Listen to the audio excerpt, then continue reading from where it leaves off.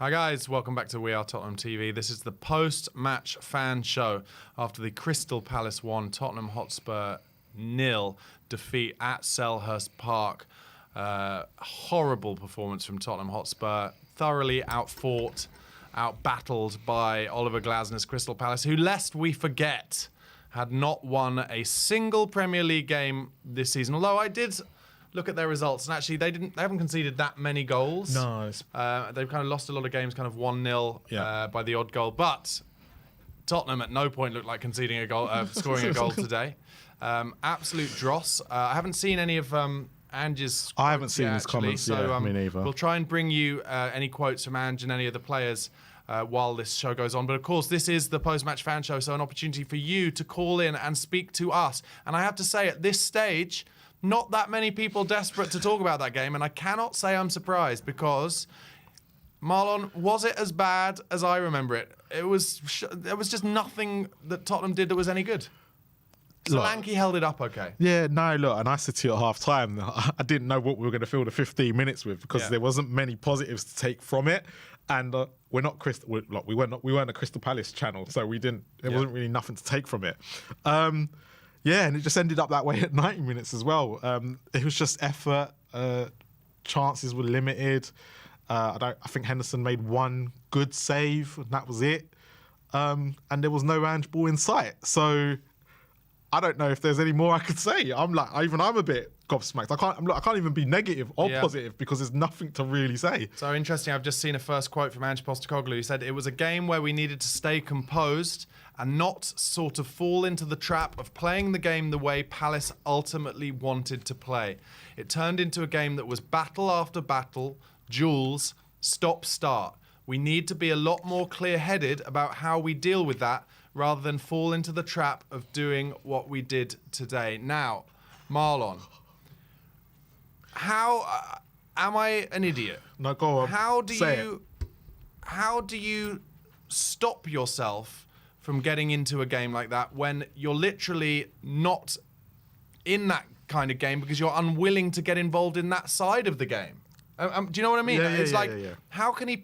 I don't really understand how he can possibly be saying the reason we lost that game is because we were willing to get into the battles. We lost every battle. We lost every battle. We weren't trying to get in the battle. What does he mean, I guess is what I'm saying. What, is he talking? Is he being completely mad? I can't really comment because when it comes to Ange's comments, they confuse me now. It goes from one extreme to the next, and then you get told you can't believe in all the comments. You got to see the whole context. Yeah. Right. So at the moment, the only context I have is those words that have been put in that you've read out to me, and I'm like, well, if you don't get in a battle, that's exactly why we lost the game today. So there's another thing that you've got to add. That you now need to get the team to basically battle and win. Because that's basically what it was today. There was nothing else. Yeah, I've got another quote here, and this is on the manner in which his side conceded. "I think even before then, we could have dealt with those situations better, but it was a poor goal, and we should do better at that, and not concede like that. There were other solutions out there, and again, even in that moment, we didn't have to lose our composure. It just seems we kind of wanted everything to run smoothly, and we know it doesn't, especially in a game like today. There are still ways you can sort of overcome that, but it was a poor goal to concede because the game was always an arm wrestle. It was never going to be one with bags of chances or really open, so to concede like that was disappointing." Look, it's down to the way he wants to play while we conceded. I already said it. It was the bit that we were concerned about within the first 15 minutes. Yeah. And then it happens that it was at Vicario's feet, then everything that happens around it, and it then leads to that goal. And it puts us on the back foot because Destiny, Doggy and Pora are well out of position. So you kind of have to take, look, if we're going to play that way with the risks, them goals will happen. Yeah. But it's everything after that leads on to... Yeah, he said something here that I actually do agree with. He said, "I just felt that when we did have some control over things, we could have dealt with it better. We ended up doing silly things, giving away silly fouls and losing our composure, which just adds up in that sort of game when you can't get any traction." And that I do agree with, because throughout the watch-along, I was getting so frustrated at the fouls we were giving away. Yep. But for me, a lot of those fouls were coming from the fact that Spurs were not intense enough in the 50-50s. Yep. And they were arriving at the 50-50s too late. and so they were giving away those fouls because they weren't quick enough to the ball and determined enough to get there first. Anyway, this is the post-match fan show. I've been warbling along far too long. I'm pleased to say... One more thing before Sorry, Marlon. Yeah, go on. We have a super chat from Kaylee Davis who says, not happy, not clapping, revisiting my life choices. Yeah. Kaylee, couldn't agree with you more. Oh, actually, we have one more. I'm going to say Karate has put, Nuno is better than Ange, 1 loss versus 4 loss. Yeah, I don't agree with that. And also, we had Harry Kane. Anyway, Daniel, can you hear me? Thank you for calling in. How are you, mate? Fine, Barnaby. Can you hear me? Yes, can hear you loud and clear. Daniel, Good. give us some angle on this that we haven't been able to think of so far, or was it just as dross as I think it was? First half, it was a bad half, but the second half was even worse. I mean, what did Ange say to him at half time? You were 1-0 down, and then we come out, and there's no passion. There's nothing. And I hate teams like that. Daniel, what I don't understand is how he's, that first quote that I read out, where he's talking about, us falling into the trap of playing the way Palace wanted to play. You need to earn the right to play your kind of football. You can't just show up. And I think that is what they tried to just show up and expect them to be able to play their brand of football. You have to earn the right. And Ange is suggesting, or at least it seems to me, unless I'm being stupid, Daniel, he's suggesting that actually we did make a mistake of trying to battle them. Well, I didn't see it. There was nothing. And I'm just baffled. It's just like, where's the intensity?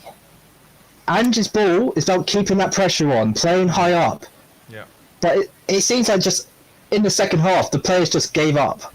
They didn't care. And you could clearly see Palace wanted that win much more than we did today. Yeah.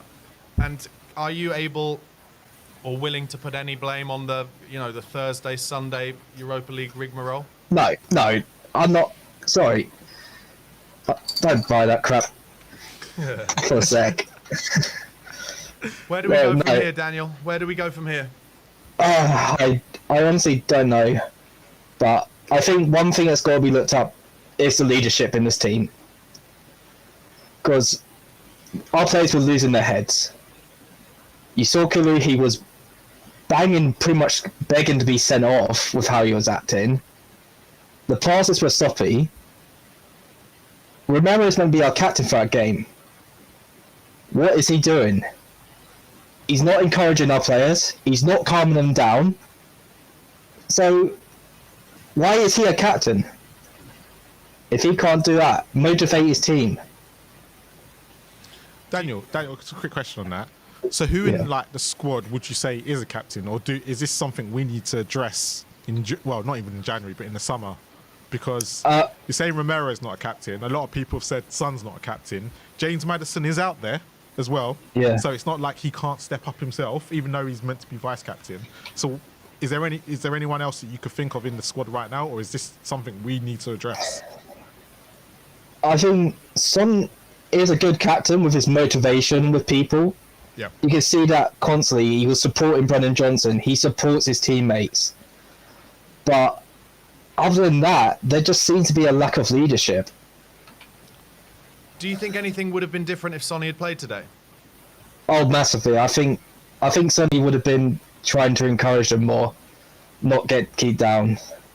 I think he would have tried to calm Kulu down as well. Just relax and that. And obviously, Manchester City, Wednesday night, Pep's come out and said he doesn't want to waste any time with that. But is that all mind games? I have to say, as a Spurs fan of many years, and Marlon gets annoyed when I say this, I have a big fear, and I've seen it before, of Tottenham losing to Man City's reserve team and playing our full team on Wednesday night. Well, back when we played West Ham, I did predict we would beat City 3-1. But if we play like this, then... What was your prediction for today's game, Daniel? I did say it was going to be a close game than people thought. Yeah. Because when you're against a team like Palace, you're either going to have the team that's going to constantly keep playing poor, or you're going to have them on the day where they're going to want it more than anything. And that's what we got today. So I would have gone 2-1 to us, but we didn't want it today. We just gave up. Where do you, I said I had a bit of a rant at half time where I was like, I feel like the next 45 minutes will really decide where Tottenham are fighting, you know, in the league, where they're going to end up fighting for this season. And if we found a way to turn it round, I think we'd be looking at top 4. And if not, then we're looking at kind of 7th, 8th, 9th. Do you agree with that? Do you think that's where Tottenham will end up this season? And if so, if that was the case, but also, you know, we did really well in the cups and maybe even got to a final, would that be enough for you? Like, are you still of the opinion that lots of people have been of, that we should prioritise the cups this season? In which case, would this week be a happy week for you if we got that, obviously the Europa League, making it 3 out of 3 last week, and then a win against Man City next Wednesday alongside this very disappointing defeat? I would definitely focus on the cup games more. I mean, for so long we've all been about getting to the top 4, get to the Champions League. And we sort of become a meme now with cups, and it's all right. Now's the time to start focus on the cups, winning some trophies. Yeah. So if we go and get further in Europa and the cup games, I'd be really happy with that. I don't care if we come 6th, 7th, 8th. If we win something in the cups, I'm happy. And obviously, I think we should talk about the thing that was exciting most Spurs fans before the game today. That was Mikey Moore getting his first start. I feel like maybe away at Crystal Palace, it's easy to say in hindsight, but away at Crystal Palace in a game that was basically, as Ange said himself, an arm wrestle, may not have been the right blooding for a first Premier League start for a 17-year-old who's not the biggest of guys. What do you think? Yeah, I felt he got thrown into a deep end here with how he played. It's unfortunate for him because he shows much promise, but when you get thrown your first play and your teammates are just not performing, it's got to be horrible playing in that. And I feel really sorry for him that his first debut in the Premier League is this match. All right, Daniel, look, really appreciate you calling in, Thank mate. you. It was good to talk to you. Try and enjoy next week if you can, and hopefully Spurs can turn up on Wednesday night. Yeah, hopefully. See you guys. See ya. See ya. Yeah, Daniel seems a little bit downhearted there, as I guess we all are. Arsh is next. Arsh, can you hear me, mate? How you doing? Hi guys, how are you? Yes, very Good, well, thank mate. you. Very well. How are you feeling, mate? What did you make of that game?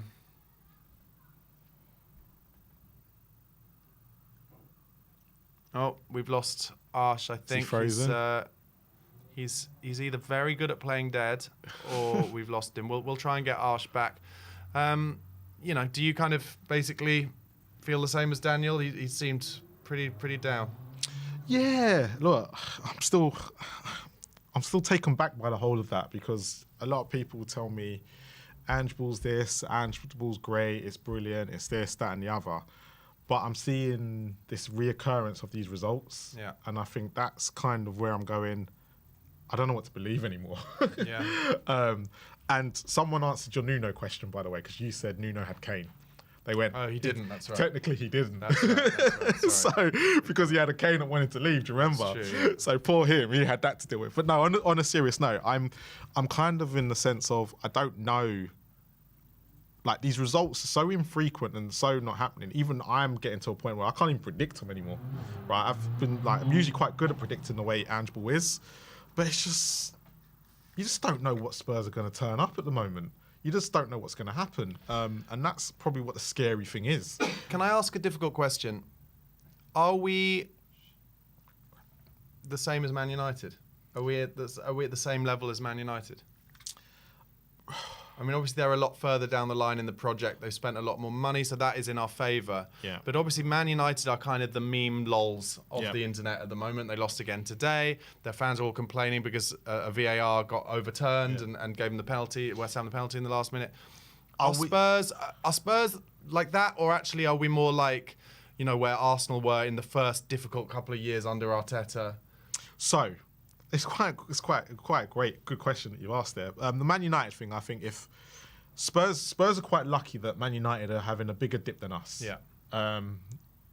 that's one positive to take from it. So that's why Ange is probably getting away with it a lot in the media right now because there's not that dip. Yeah. The only thing I'll say to you about the whole Arsenal thing, and I think I mentioned this to you earlier, if you go back to those 2 seasons under Arteta, he had way too many draws. And they came 8th both times. And they came eighth both times. They did win the cup though. Yeah, right. So he had way more draws than normal. Yeah. Right. Harder to beat. Basically. They were harder to beat, but they were just not. They weren't turning those draws into wins. The problem that Spurs have at the moment is we've only drawn 1 game this season. Yeah. So the problem is we're not even getting the draws to turn into wins, which you can kind of get around. And it's literally that 50-50 record that's kind of going, we either win it or we lose it.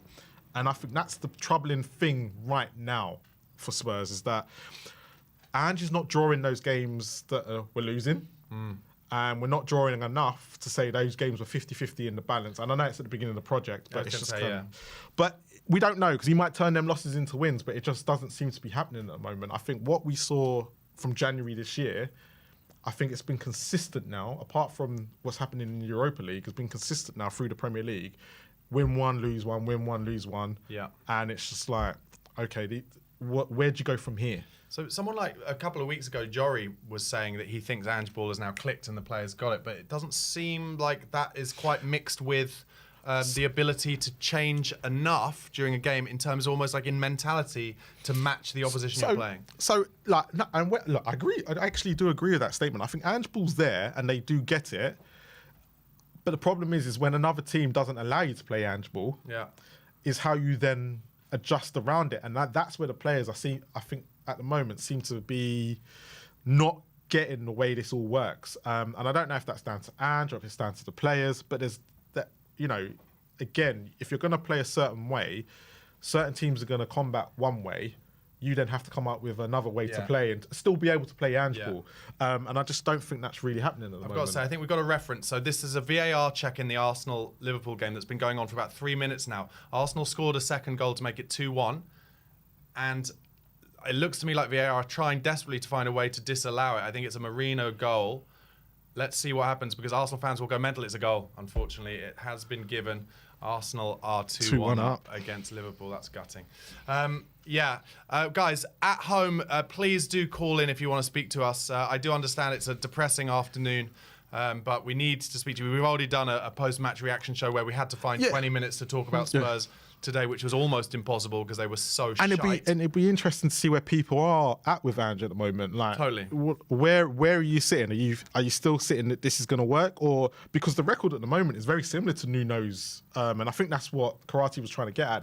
That first 10 games under Nuno. Let's not forget though, Nuno. Do you remember how many of those games where we didn't have a single shot on target for about 5 games in a row? I remember listening to the View from the Lane podcast and they were talking about album lengths that have been as long, or how many albums have been as long since Spurs last had a shot on target. Yeah, but it's still about the 3 points at the end of the day. It's about the score lines, and if you're not winning games, look, let's take this, right? How great are Southampton playing, but they're not winning games? Yeah. So are the fans happy that they're playing this great, attractive football, but not winning games? But then arguably, if it's just about the 3 points, then we should have just stuck with Conte. Well, it could be, but there was a big falling out there. There was more to that than meets the eye. Yeah. Right. And which was what him not getting the players he wanted. What players he wanted? He fell out of love. He never gets the players he wants. Though, anyway. But it was falling out of love with the club and whatnot. But let's think of the bigger picture here. You kind of Brighton are a prime example. They play great football, but under Potter, when the results weren't going well, they wanted him out, and everyone was like, "But you're Brighton." Really? So so it was kind of like interesting. But okay, we've got Arsh back. Yeah, we've got Arsh back. Arsh, can you hear us, mate? Yeah, I can hear you. Can you hear me? Yes, we go can for hear it, you. mate. Sorry that you cut out last time. Go for it. Oh, it's my bad. I think my internet got So how are you feeling? How are you feeling after that defeat? It was so annoying. That defeat was so annoying. I mean, I haven't. I think. What I analyzed from the game is we have a pattern of making our chances. We roam around the opposition's box. Like most of the chances we get from those areas. We don't usually put long balls, or there are very few moments when we get in behind the opposite defenders. So our main focus of creating chances is to get like be around the opposition box. And today, Crystal Palace, I think they were very smart. They didn't park the bus. They didn't go all out attack. They were really balanced, like in that middle of the, I think, the park. So, and we are not able to do anything, even with Kulusevski and Madison both on the pitch. And I think that's why Ange subbed off them together. And I think that was a really brave decision. And I was like, at that time, I was like, oh, this man has some guts to do this. But I think we played better without Kulusevski and Madison after when they got subbed off. Not, I would like not better, but still, I mean, there was no difference if they were on the same, if they were both on the pitch and with Sar and Richarlison, it was similar.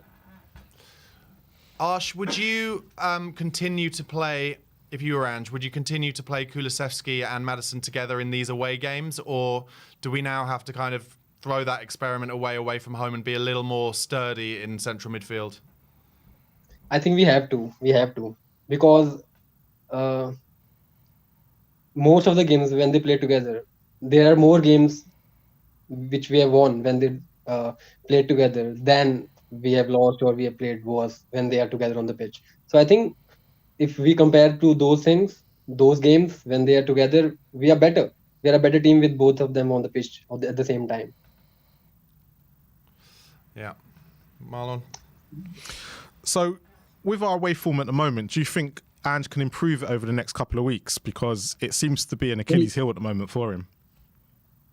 I don't know he will not, but he has to. He has to improve these away games because we know like we it was a game like it was very frustrating, and he has to improve our away form. And the last away game at United, it was like we like battered them. It was like seamless, flawless the way we were playing.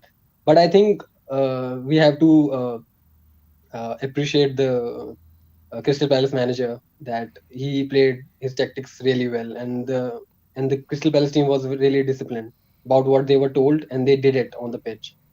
And yeah, and we were like a little bit like slaggy and slow with the passes. We were not able to do like 5 yard passes Yeah. on the pitch today, so it was like really bad performance today. It was, yeah. I think it'll be interesting to see how many other teams, when we go to their places, will just play kind of very aggressive, long/direct ball. Like literally, Dean Henderson was just up and undering it every time. It was really kind of old school Wimbledon crazy gang stuff. And but I'm not slagging it off, Arsh. I'm agreeing with you. That is a way to stop Tottenham from playing the football that they feel comfortable playing. I need to add like we have to add few more things in our game. We can't do the same thing like go on roaming around the box and we will might get a chance. We should not do that. We should add long balls. We should add more like getting behind to the defenders. We should add we have to get better at the set pieces because teams like these, they drop so well, and if they are disciplined at their time, they can do really well. Crystal Palace is a good team. I never uh, put them in a like uh, bottom half of the table team. They are not. They played. I think they are just this season. They are inconsistent with their uh, uh, results, but they are a good team always. They always give a hard time to any team they can. So I think we need to add those things to our game. We need to get better at the set pieces because if we are playing like these teams, we have to rely on the set pieces True. because these set pieces can make a difference. Yeah, I have to And say, like we are not good at it. yeah, sorry to interrupt, Ash, but earlier in the season, and actually more at home, I feel like we play a lot of kind of shorter corners that get us into positions kind of on the corner of the box to either have a shot from outside the box or whip crosses in. That didn't really happen today. And frankly, I would have been happy with some of those corners to get to the edge of the box and just let Porro have a shot through the hectic bodies, and maybe we would have got a deflection. But we didn't. Yeah. Did we make their keeper make a single save? He had that one save from Maddison, which, to be fair, was a great save. But we didn't trouble him apart from that. It's disappointing. Yeah. We are not taking shots out of the box. It was And there was a moment when Sar had a ball just outside the box, and he just give the pass inside. When there are so many bodies, you just take a shot. You never know, it might get deflect or someone get a foot at it, and it might go inside. You have to take those shots. Why are you looking for like those very perfect passes when you know this team is disciplined at their day, and you have to do different things. We can't just play the same game and looking for the perfect pass always. It should not be like that. We should Yeah. sometimes just take the shot out of the box. Sar can do that, we all know, so he should do it. Yeah, Poro definitely can as well. Yeah. Arsh, thank you so much for calling in, mate. Really appreciate it. Try and enjoy the rest of your can Sunday i if you can. can I take 1 minute? Of course. What do you think of Europa League? Can we do it? Experience would say no, but hopefully. Look, if I would love to watch a final with Jose Mourinho's team Fenerbahce. how I That put it game is, would be yeah, like yeah, cinematic. yeah. How I put it is, we'd have to expect more of these games today to concentrate on the Europa League because we couldn't do it the other way around. So it depends on how a lot of us want to take. If all of us are ready to have these results, then possibility with the Europa League. But if everyone wants to see us climb up the table, then the Europa League's going to have to take a back burner. So it depends on Exactly. what us fans want and what Ange wants to achieve this season. Don't forget that the Europa League final would be away, so might be a difficult one for us to win. Yeah. Yeah. What do That you could think, be. more importantly, Arsh? I think if we are not getting Europa League, we should be in the top four. Well, let's hope We we should be in win the the top four. Europa League, and then we don't need to be in the Yeah. top four to be in the Champions League next Like, season. yeah. I can take that if we are in like five, fifth, sixth, seventh, but we won the Europa League. It is acceptable. But if we are sixth, seventh finishing and we didn't even won the Europa League and we might get any other cup, I don't think uh, it's difficult. But still, we need that top four, and yeah, we have to. But Top man, it seems Arsh. really difficult. Top Yeah, man, with the thank way you for forward. calling in, mate. Thank you so have a good much. rest of your Sunday. Appreciate that. Yeah, you too, guys. Take care. See ya. I don't think I've spoken to Arsh before. Good to speak No, to. good But to someone speak who to. I have spoken to before, Brian. How are you, mate?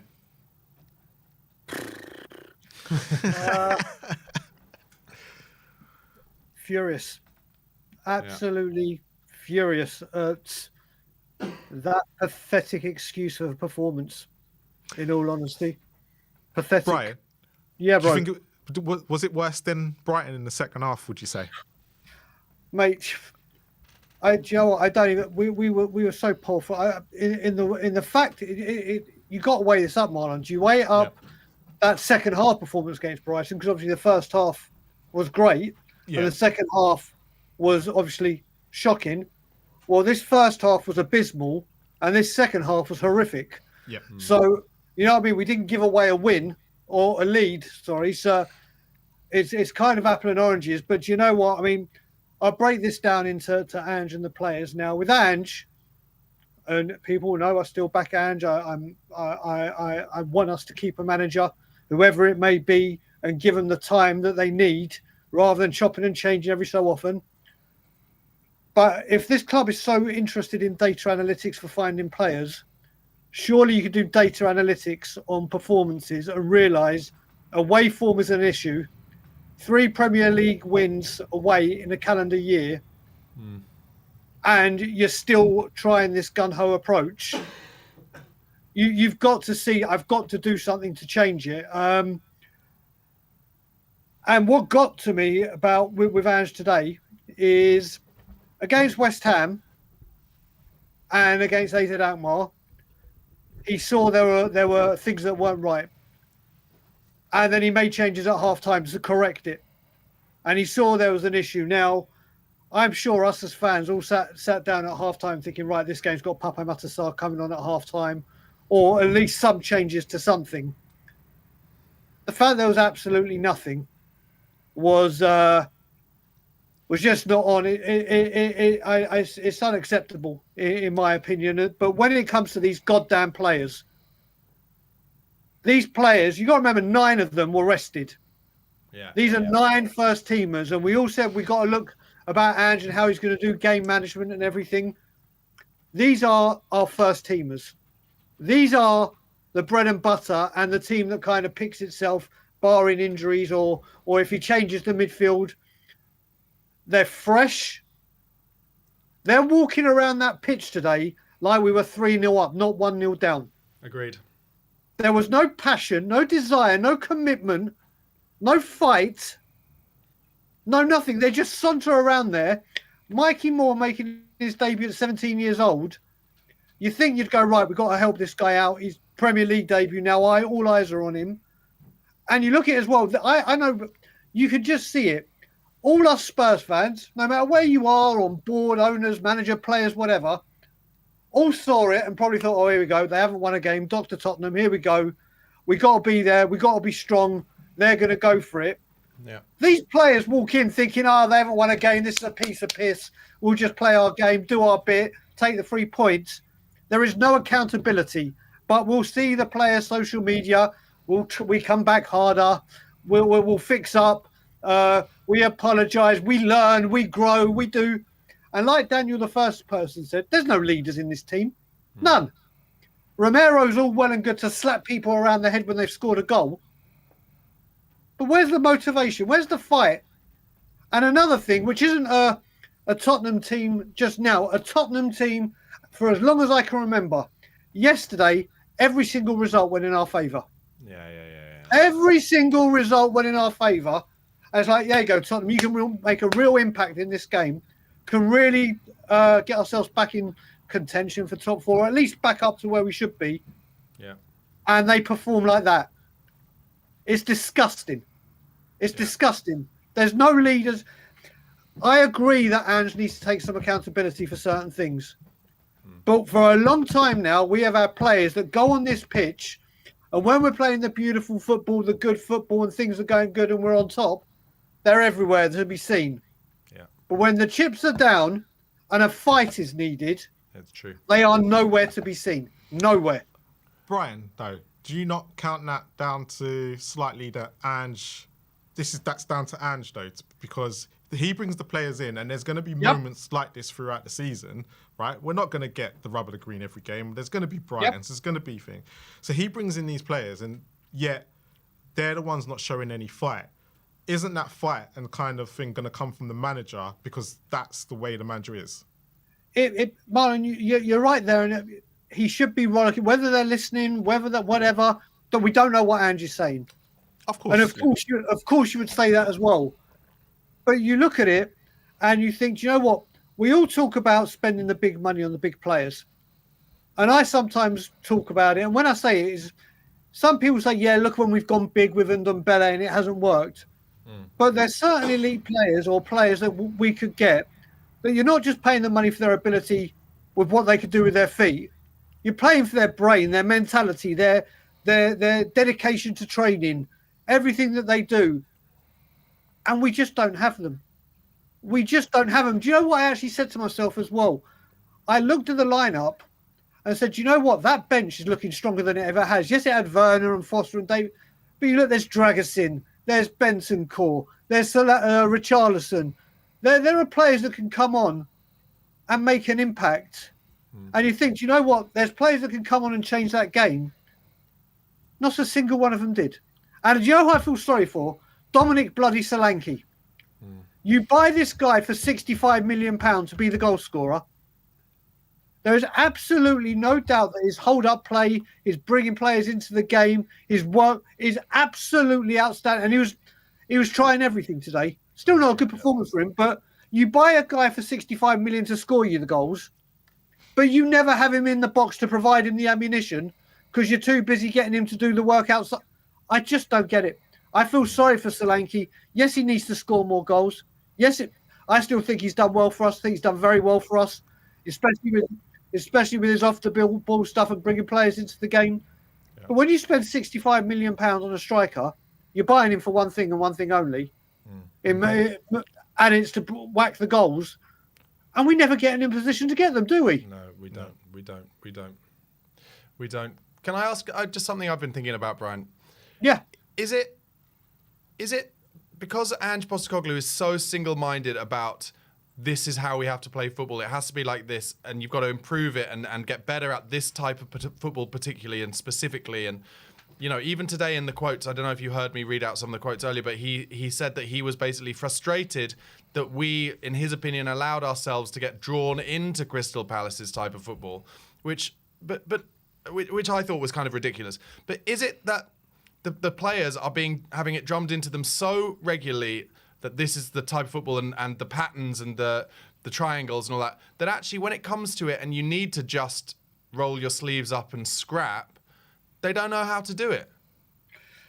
Pardon me, I think they could very much be a part of that. And I think we saw a lot of that in Coventry, didn't we? Yeah. But bear in mind, there were a lot of changes that game.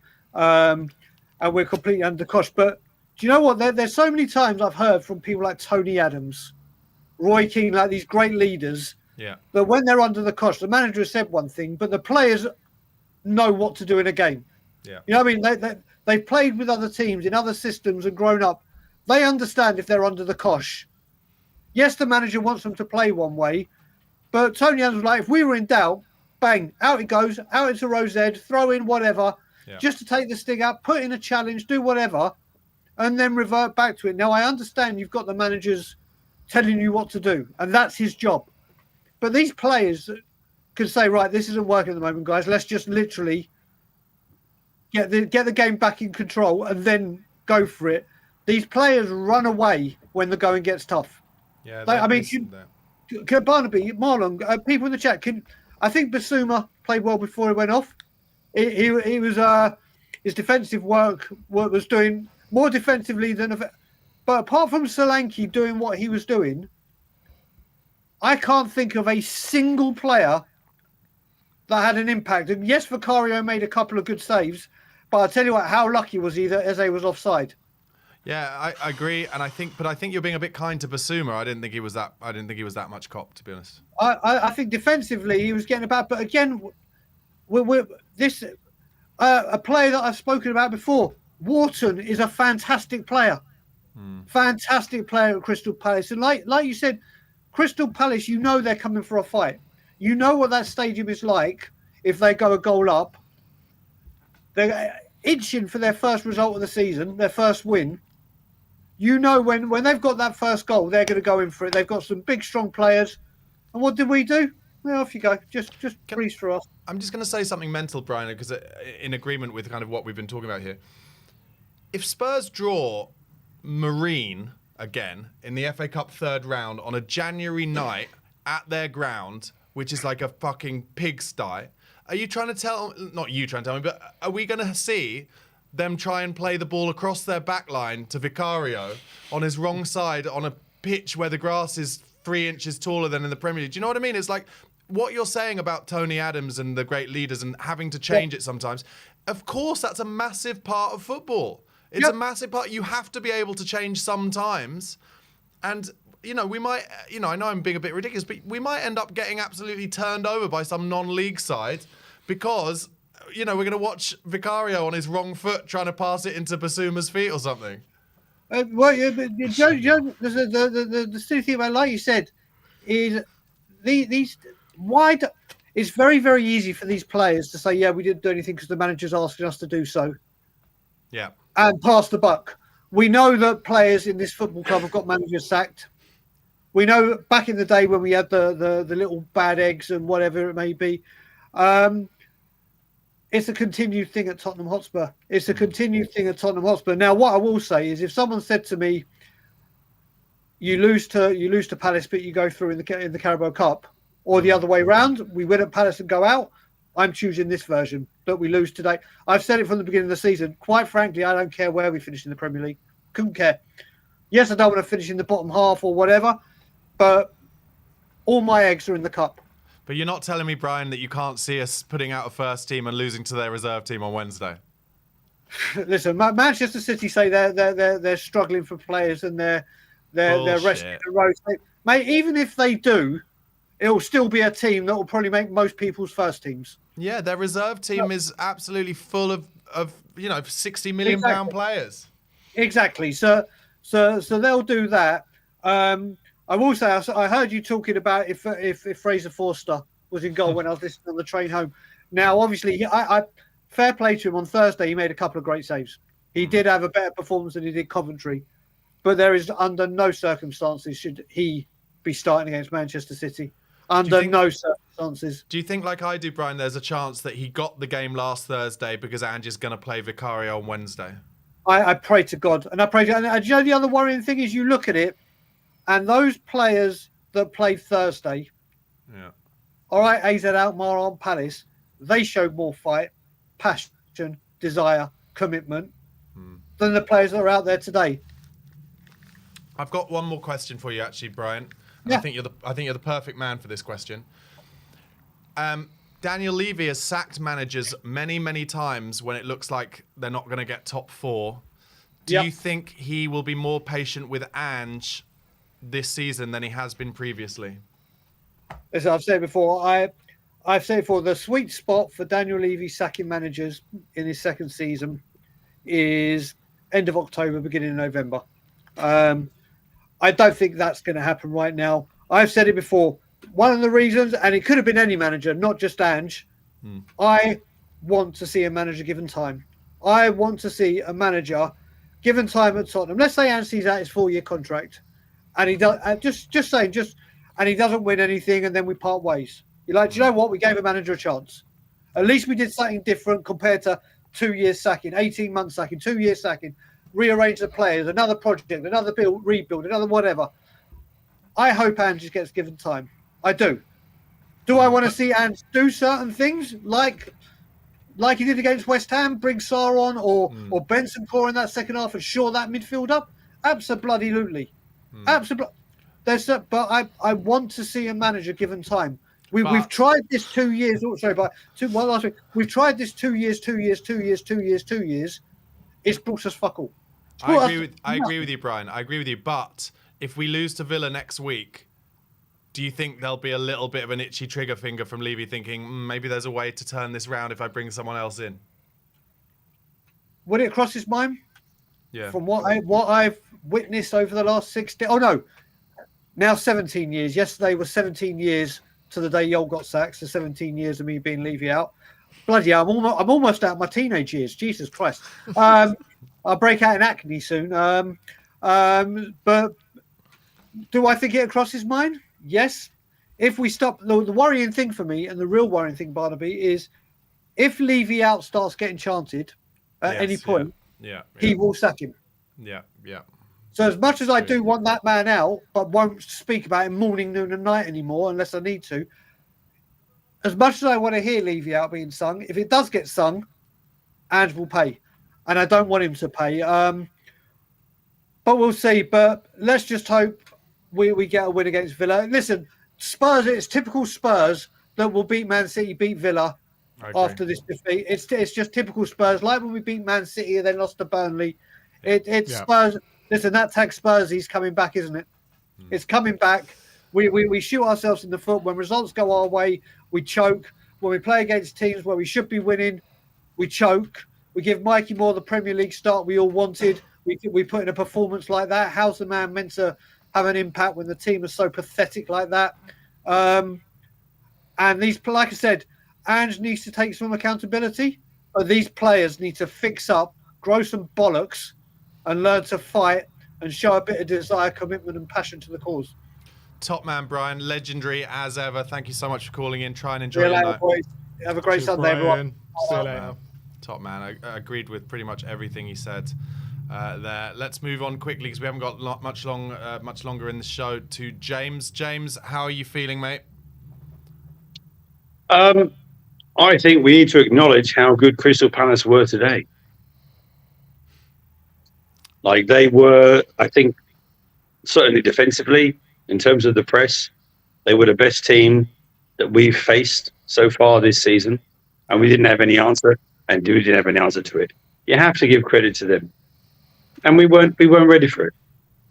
Yeah, I completely agree, James. I think Oliver Glasner he pulled Ange's pants down. He did a number. He was quite old-fashioned with it. It was quite crazy gang, but I think a lot of other teams are gonna watch that and say, "Oh, well, we know how to beat Spurs now." I think it was very noticeable that when Jefferson Lerma, big tough guy, went off, they had Will Hughes to come on. Like you couldn't get a tougher guy to come on. Like they totally bossed it. They totally deserved it. We weren't ready for it, and it's something we have to learn from. James. We can't play beautiful football all the time because other teams aren't gonna come along and stop us from playing our beautiful football, and we have to learn to fight, and we ain't ready to do that yet. But that's okay. It's a process. James, but why wasn't Spurs ready for that? Because this is not the first time that a team's done this to us over the past 2 years on the ranch. Let's be honest, this was the wrong time to blood Mikey Moore as a Premier League start against a tough, grizzled team like Crystal Palace, desperate for a win. That was an awful time to blood him. It was probably a terrible time to also play Maddison and Kulusevski, which I know has worked and has been a really good combination. It's been really good for us going forward. But like we're basically surrendering, certainly the not the work rate, but certainly the fight in midfield for a certain extent. We're letting them have it because they're gonna come at us really hard. Maddison and Kulusevski and Basuma, no way. So I don't think we set up right for the game, like at all. But because, of course, they were they bottom of the table at the start of the game? I know they hadn't won a game. They were third bottom. Maybe. Third bottom, yeah, they're in the bottom three. But they hadn't won a game. And I think, a lot of people thought we'd just go in and roll them over. But they were when I saw their first 11, the 11 that they had today, when they put it out, I was like, that's a really good team. Yeah. That's a really good team. That's a really dangerous team. And I wondered, how are they so far down the league when they've got, and the three at the back thing, I think that killed us. I think that was really hard. We didn't know what to do with three centre backs. I feel like that was really hard for us to play against because once we got into the final third, there was never any space. There was never any room. Classically, James, when you're playing against teams with three centre backs, what you want to be doing is overloading the wing backs. You want to be doubling up out wide, making the third central midfield have to come across both ways. And there was kind of none of that today. Quality. I have to say, I thought Destiny Udogie was as kind of as defensive as I've seen him for a while. Certainly, I remember mentioning it in the first half. And you need to have quality from out wide. And our best quality that we have is Pedro Porro. And he did try, but a lot of the time he had to force it. He wasn't in good positions. And he tried to force it into the box, but he wasn't in a very good position to make a really good cross in. And from the left side, this was not the game for Mikey Moore. He was amazing, especially in the second half in the Europa League against AZ Alkmaar. He was absolutely incredible. But this was not the game for him. And it's just like a shame that we've been itching to see him. But this was not the time to do it against this really, grizzled, tough team that's going to just, nullify him. I mean, it was a terrible watch. The game it was a terrible watch. Not because anybody was not because we were so bad or anything, but it was just they just nullified everything we tried to do. They were excellent. And you have to give credit to them. We need to learn how to do better against a team like that. I agree, James, and I enjoy you saying that it's a process and you're not being knee-jerk, which I appreciate. James, thank you so much for calling in, mate. Really appreciate it. Try and enjoy the rest of your Sunday. Thank you very much. Cheers, mate. I always enjoy the callers who talk common sense. I do still think it is a process, and I have to say when he brought it up, what I thought were obvious mistakes as well. I think playing Kulusevski and Maddison together in that game was a mistake. I think playing Mikey Moore for his first start was a mistake there. And Ange maybe got a little... I mean, we talked about it, didn't we? I think because of Audebert and Sonny's injuries, he was kind of forced with Moore. But, the biggest worry for me that what he said, that's why I asked the question, is that we wasn't ready for Crystal Palace. Now, my thing is, we've seen them over the last few weeks. We've seen everything. Why are we not ready? Yeah. I'm sorry, but we're in our second season. We should be ready. And I wanted to ask him there as well about the away form. This is not just Palace. This is just our away form at the moment. So the fact that we're not ready is quite concerning. And I know you're talking about projects and stuff like that, but if we're not ready in the second season under Ange, it's like, what's next? Because we should be ready. Well, I'm hoping that Wednesday night and next week against Villa will, as Brian said, be typical Spurs. But they're both at home. Wins. And that's the thing now. The home games I'm not really concerned about now. Yeah. It's like after today, it's when we come up in our next away game. I can't remember who we've got, but I'm just like... No, I know what you mean. Yeah. So anyway, look, guys, thank you so much for sticking with us, especially if you watch us on the watch along and then the instant match reaction and then the post match fan show. It's been a disappointing day. As ever, Tottenham can ruin your week. It's my birthday this week. They've ruined it. They've ruined my life. They've ruined my wish birthday. Barney happy birthday in the chat, please. Ruined my birthday week. But can they change it all? Wednesday night, Manchester City, League Cup.